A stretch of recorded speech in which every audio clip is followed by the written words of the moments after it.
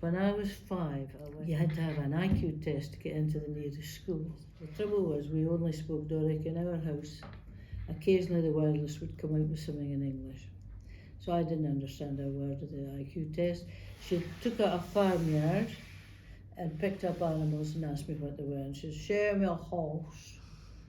I hadn't a clue. I think I picked up a sheep, because a horse to us was a cuddy or a shirt. She went outside and said to another of the ladies, "Not the sort we want here at all, the child's a moron." So I went to my mum and said, "What's a moron?" She was very offended. Very offended.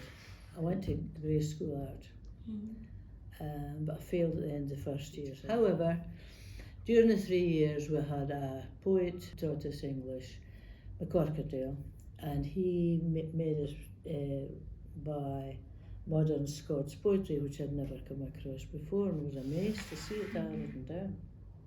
And then I got a poem in the Press and Journal, the North East News, and it was in English. But my second cousin, he wrote and said, I says, very fine, but why aren't you writing in Scots? And I thought, I could do that.